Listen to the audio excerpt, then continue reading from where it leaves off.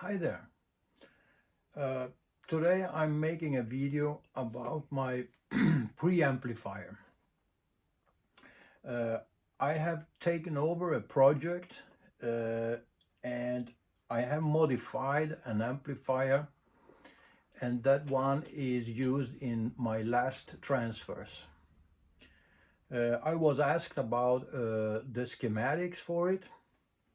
So that's what I'm going to show you today, and it is an amplifier that is identical to this one. This amplifier is called an Albrecht amplifier, and that was the manufacturer, a German manufacturer. They were developed during some time, and this specific amplifier and the other one are from 1960. You can tell that this is a part of audio gear for professional use. It is somewhat squeezed together to fit into a small tiny space. When we DIY things, we don't do it that way. We just like this one is more flaked out, and there is more room between components, and so this is done professionally to fit into some other things, some other construction probably. So anyhow, we can see from the device itself, it's a professional audio, and I will show you in the schematics also what I mean. And in my opinion, it sounds really good. I'm kind of surprised a little bit in a positive way. So I'm going to show you the schematics here and some general idea about the equalization curves applied on the records when they are cut, and how we need to reverse that in order to play them and to have a good sound.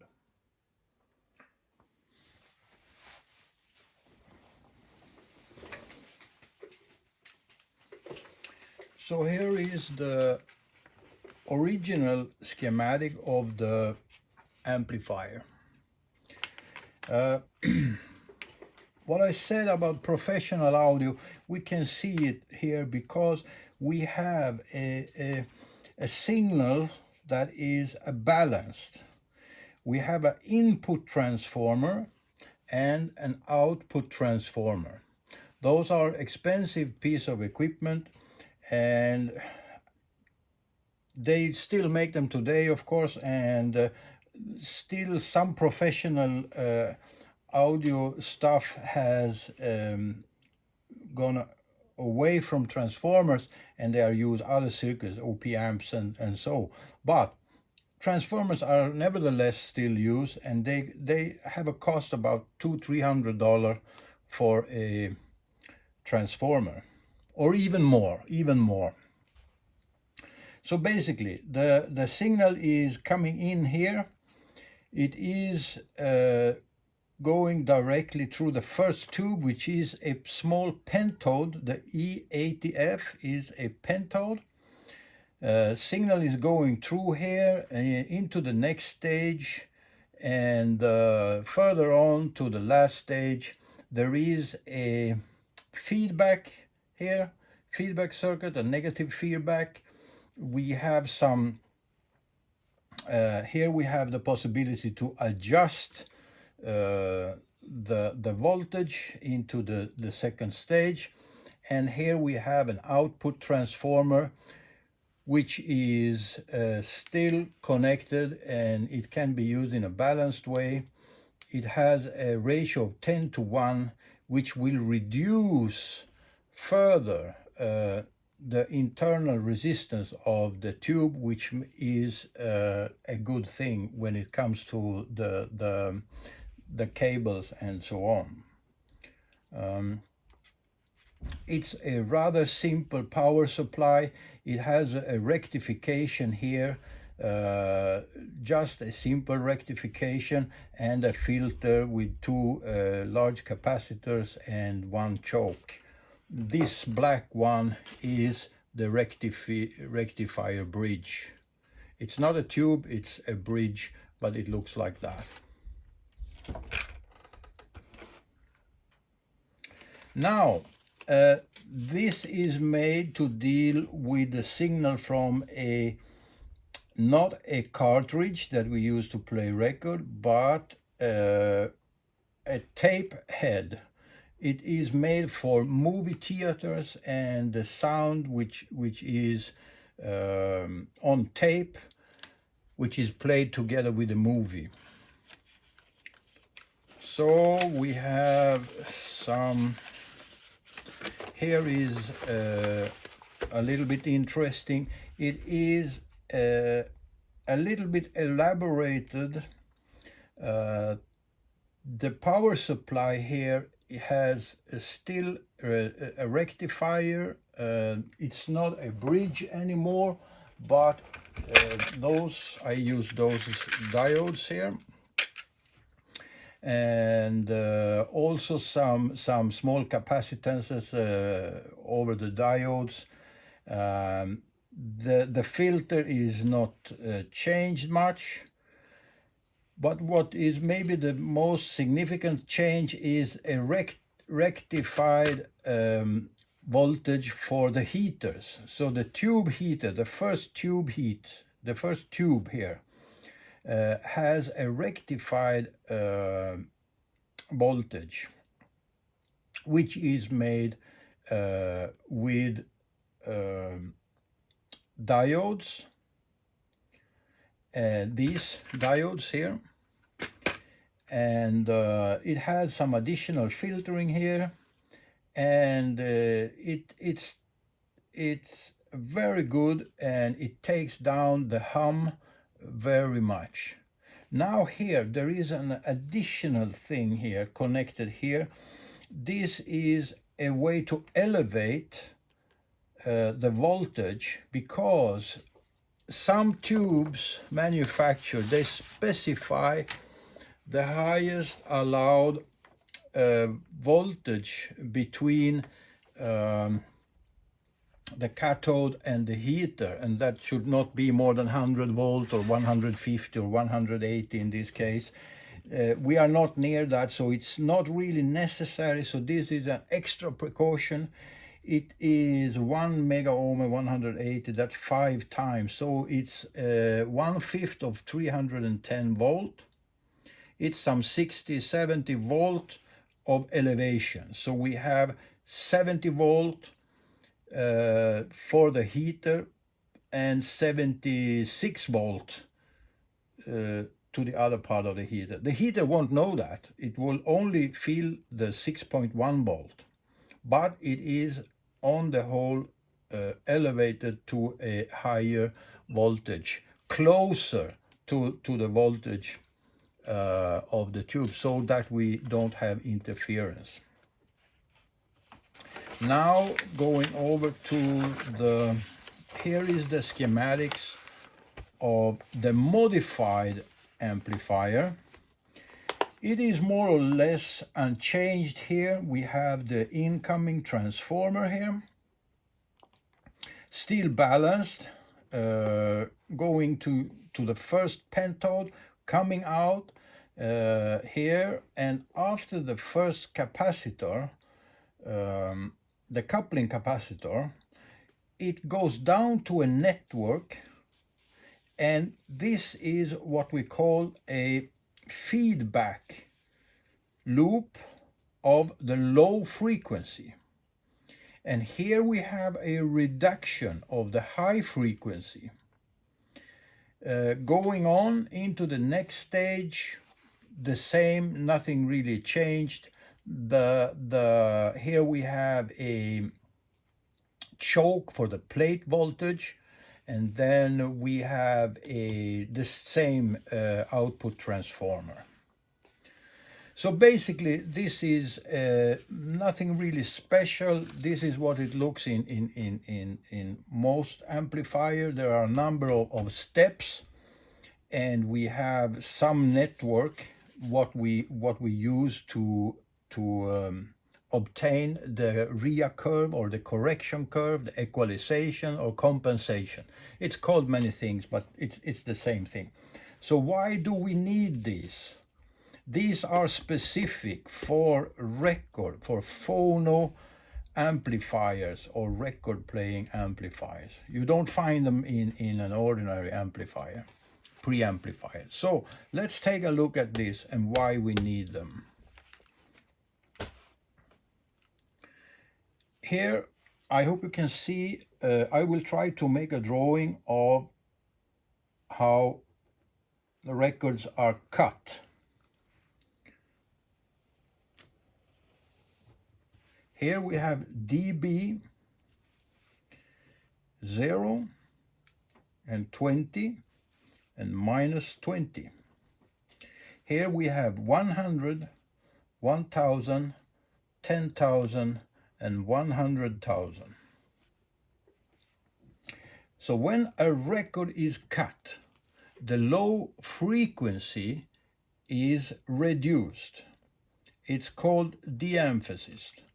And how much depends a little bit from one company to the other. The RIAA curve was introduced as a standard in 1958, was already applied by some record companies, but was standardized in 1958. So we start with a reduced low frequency. This is the frequency in hertz. We start with a minus 20 and going down, and here we have about there 500 hertz. Let's write 500 here.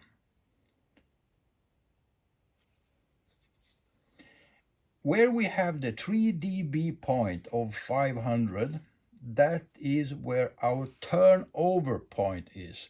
That is where this is changing direction, going in a different direction. This is what we call a crossover point. It's difficult to write crossover. And then it continues, and here we have 10,000 hertz. At this point, we should have an amplification of the high frequency of 10,000 hertz is amplified to 16 dB.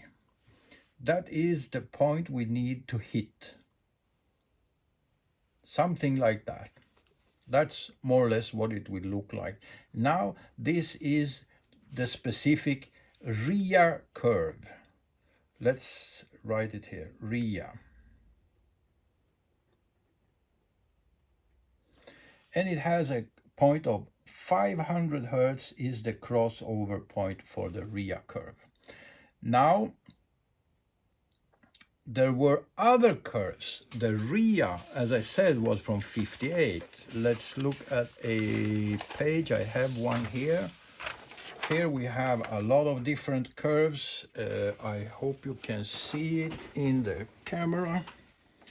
Let's look at it a little bit. Well, most of them here are 500, but this, unfortunately, this has far from all. These are mostly the one from the 40s, 50s. As you can see, it says here in the text, RIAA, RCA, new RCA, AAS, NRTB, orthophonic, it's 16. It means it has, like this company, for instance, 500 is the crossover and 16 is the amount of 516 is this point it has to hit. But there are also others.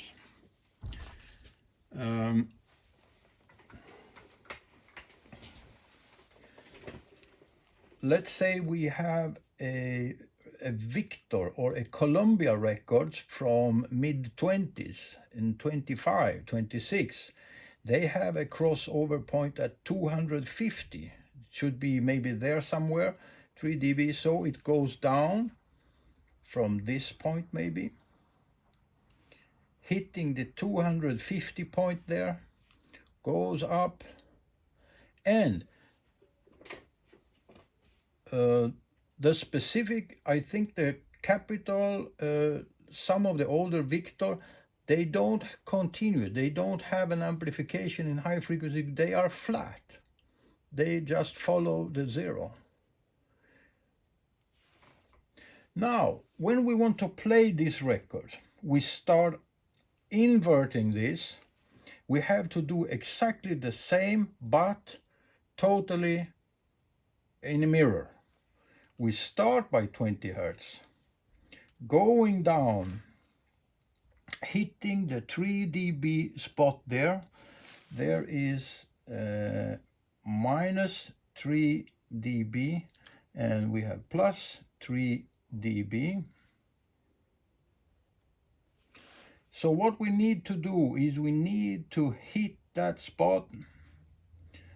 This was not a good drawing, something like that, crossing over, and now we need to hit the 16 dB at 10,000 Hertz.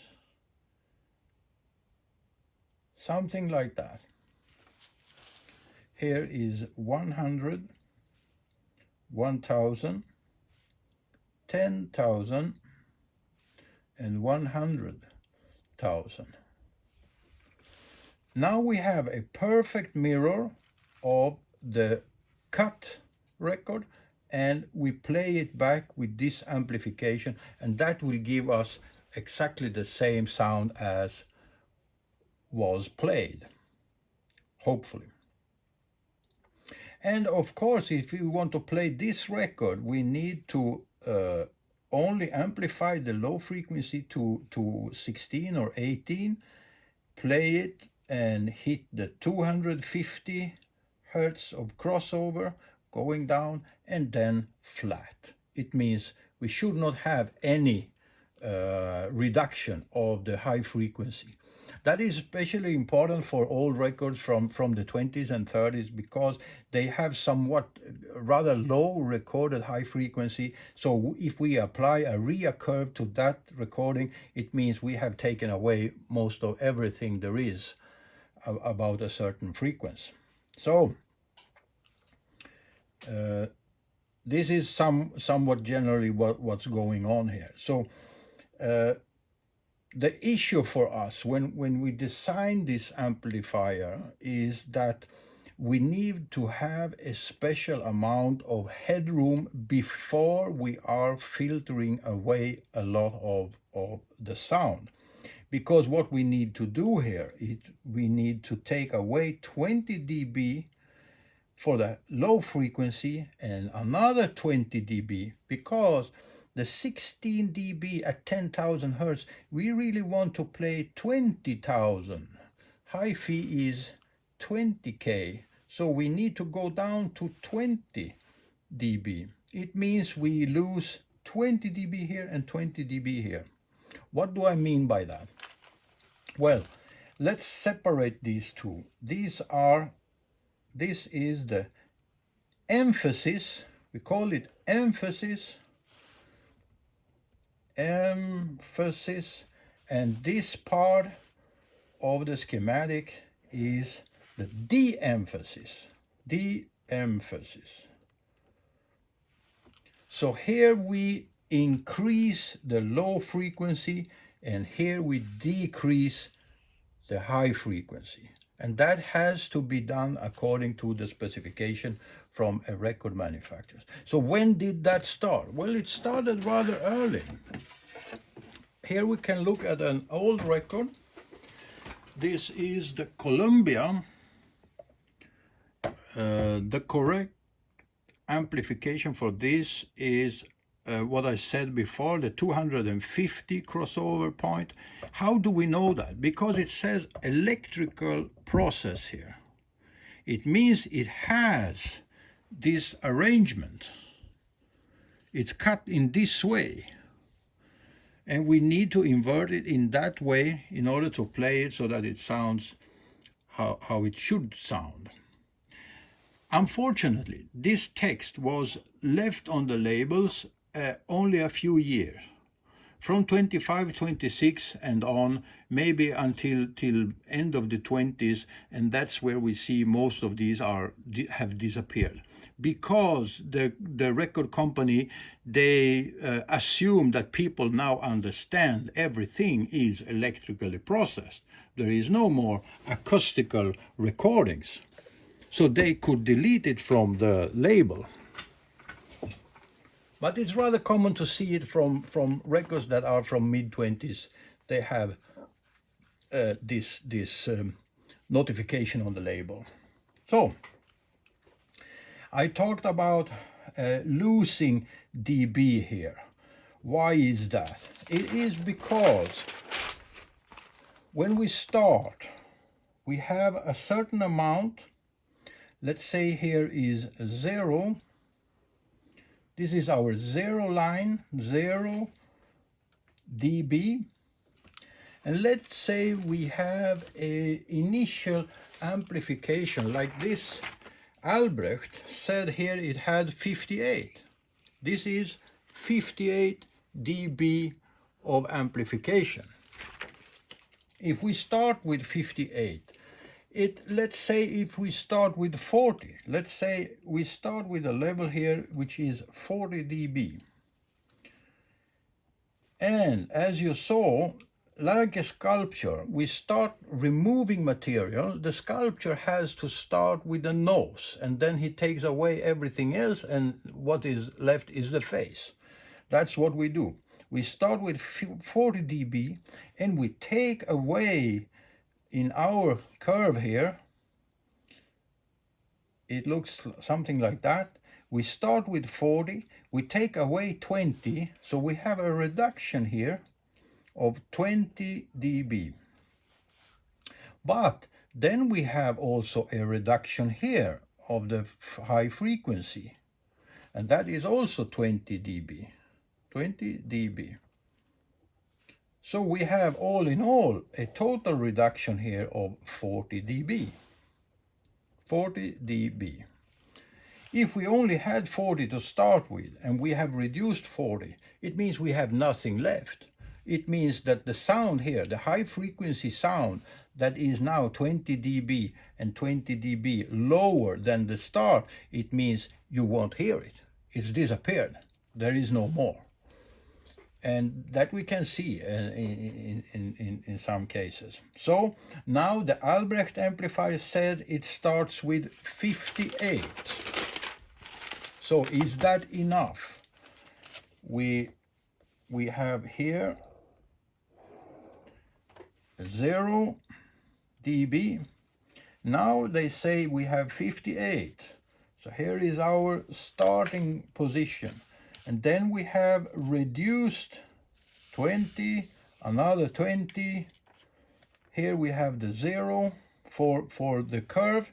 Here we have reduced now 20, reduced another 20 from the 0. And we are here at 18. We have 18 dB left. This is where our music is, and we will be able to hear also the high frequency. That's not really totally true, because what happens in reality is that we have a 0 dB and we have something called noise floor. Let's say we have a noise floor here, and this is the noise floor. How low it is depends on the construction of the components, of the leads, and how much care you have taken on doing a proper grounding and leads and everything. Let's say we have a 20 dB noise floor here, and we had 58. Here we have the 58, and we have our 20, another 20, And then we are here, and we said we have 18, and no, I made a mistake. It's there, which means we are down in the noise floor. So the noise will be equally high as our high frequency. That won't do it. So we have to be at least 20 dB or more. The more we are away from the noise, the better it is. So again, let's start in the other direction. Let's start from the noise floor. Here we have the noise floor. We can't do anything about it. That's what it is. It's 20. And then we want to be 20 dB above that for our lowest part. And then we will have our high frequency there going up and 20 more. So we need another, as you remember, 40 dB here, 40. And then we have the above the noise floor here. We need to be 20 above, and we had a 20 noise floor. So it means we need 20, 20, and 40. We need a total level from start of 80 dB. And that won't happen. That is somewhat difficult for the DIY guy. And of course, in professional audio, they have even more. But, and we can have the ambition to reach somewhere near this level. But that is why it is important to take proper care of grounding and all the leads and delete hum. It won't do if we have a 50 hertz hum going all across here. Now it's not going across, it's mainly here. It's at the 50 and 100, here it stops. It's going to be something like that, reduced a little bit, maybe something like that. But that will totally destroy the whole low frequency area. Now, so what can we do? Instead of a sculpture taking away only, we will use the possibility to add. So we are not only taking away something, we are like the sculpture that puts clay on his work and adds something. He can make the nose like by adding material. So that's what we want to do. We want to start with adding something here, 20 dB. Let's say we add 20 dB here, and we can push the start up, and then we go down.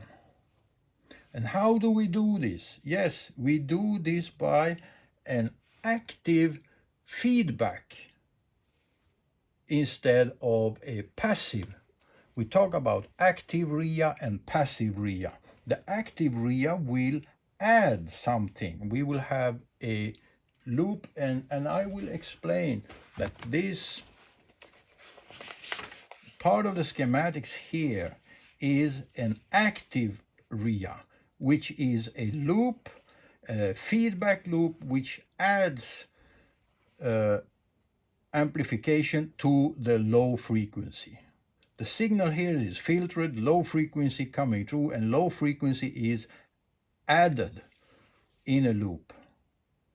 Now this part is passive, and here we only take away, and that's fine, because we are going to, that's the purpose of this circuit, is to take away high frequency, so that we don't have to make a loop of that. We just take it away, we just reduce it from this point and down, no problem.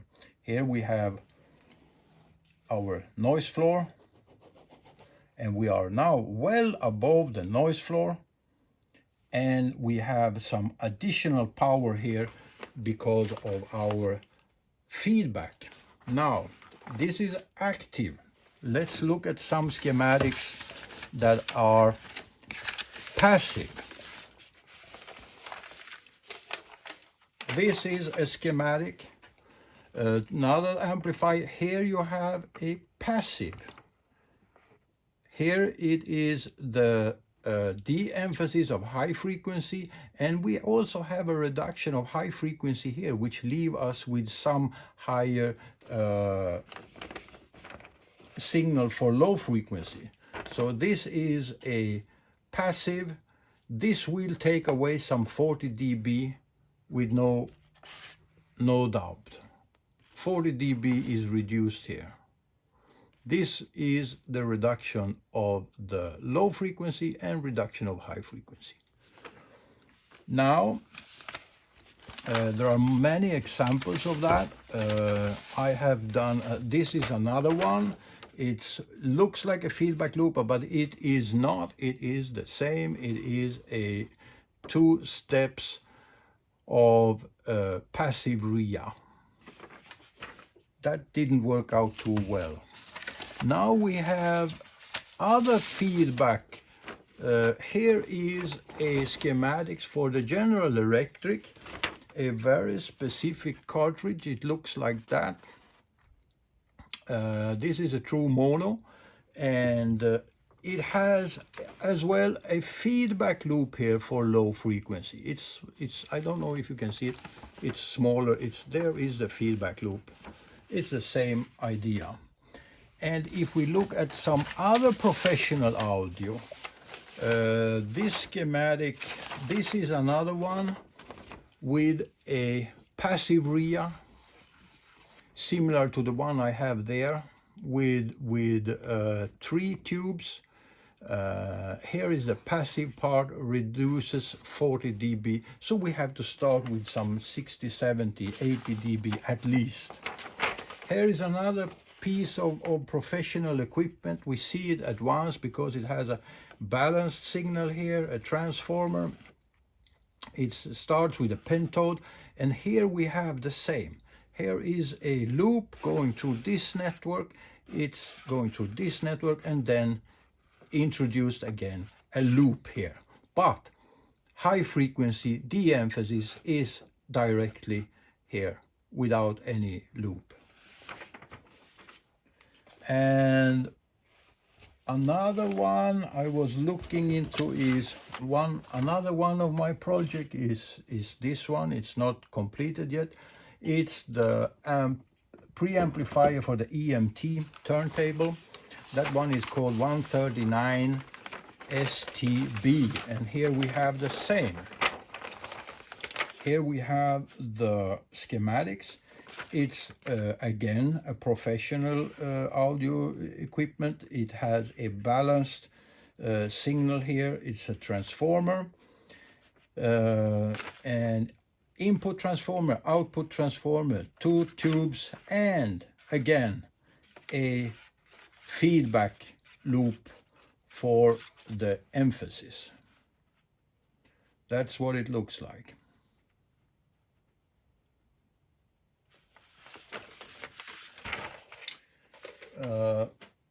This would not be enough. We are in the neighborhood of some 60 dB, but what is saving everything here is that the input transformer has a ratio of 62.5, which makes it the first, this is the first amplification stage. So we have 1, 2, 3, and 4, you could say, and that's what's saving the whole situation here.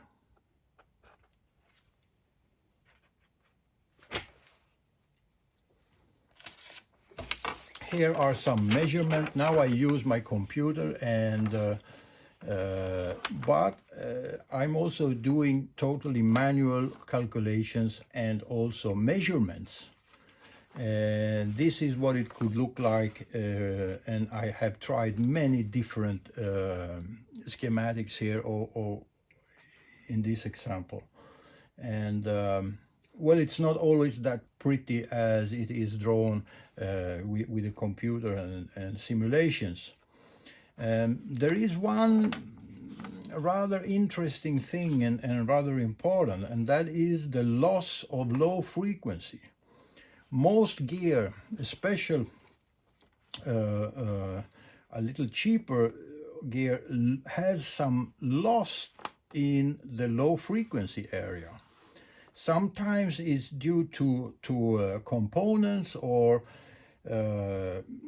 cartridges or whatever, but sometimes it's due to a different problem, and it could be an issue of clipping, and I will explain that a little bit later. If it is interesting, I could show how that can be measured and how we deal with it. So what I wanted to say a little bit, this is a construction. This is what I do when I do the emphasis here. I mount the components rather neatly like this, preferably in a corner or somewhere where it is a little bit shielded and not exposed to too much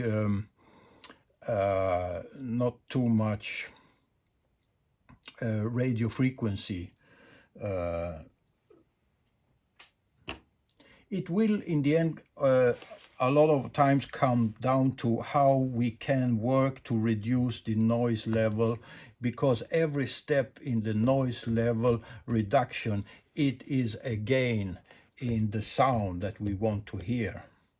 When we have a noise level, a hum level, a hiss, or whatever it is that comes close to the recorded sound here, then we have an issue, of course. A little special issue here is that when we are dealing with balanced audio, we have to pay attention. This is one of the cartridges I use. This is a well-known brand. There are, of course, many different, but I think this is one that I like a lot. I haven't really found anyone that sounds better. Maybe there are more expensive one that sounds even better than these. I don't know. I haven't tried them all. They are anyhow somewhat, they require a transformer, but here we have already a built-in transformer. Now it's an issue whether the impedance is correct for this cartridge or not. That is something we can adjust. But what I wanted to say, this balanced audio is important, that none of the leads here is allowed to be connected to the ground. It cannot have one lead connected to the housing or to the ground that is transmitted to the tone arm. It has to be isolated from the ground, as this is as well. But in some modern cartridges, one of the leads is not seldom attached to the housing or to the ground, and that cannot be the case here when we are dealing with a balanced audio.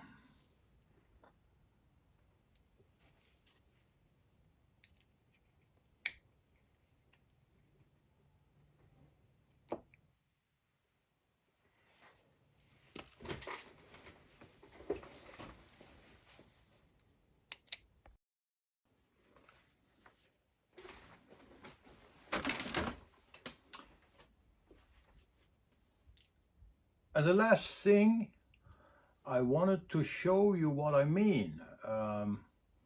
This record is Ray Anthony.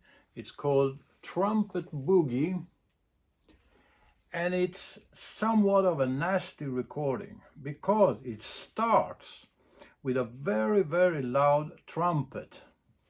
The problem with that is that for the cartridges, and we have a specified voltage, an output voltage of the cartridge, 0.2, 0.4 millivolts. And that is specified for a certain record speed, 10 centimeters per second. That is the average speed.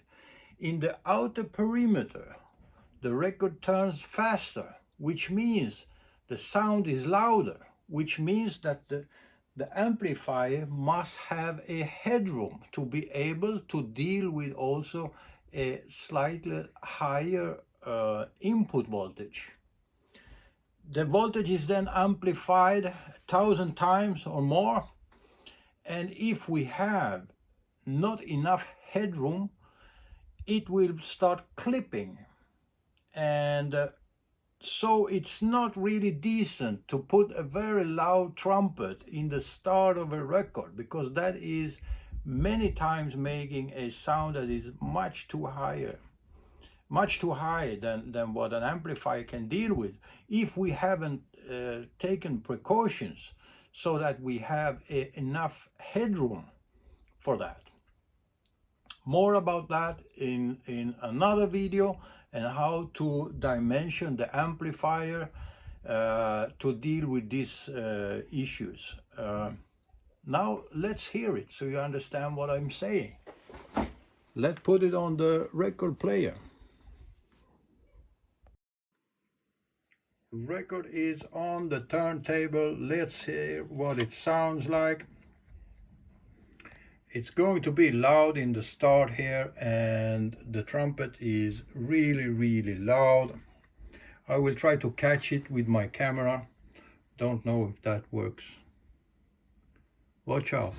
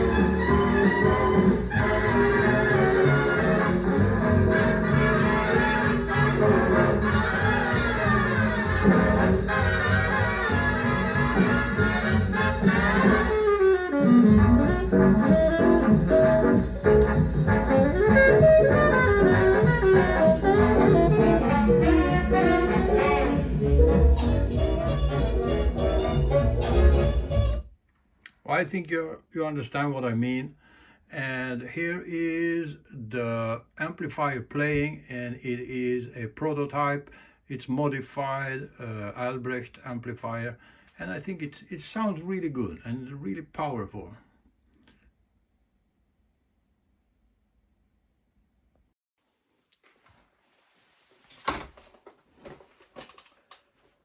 So thank you for watching. I hope that maybe some of what I have explained makes sense. I'm not sure. I could do some more videos about these amplifier, or how to measure, or something like that.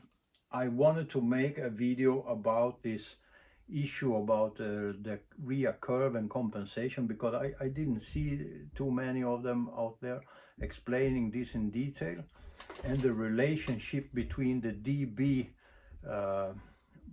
points. And anyhow, thank you for watching.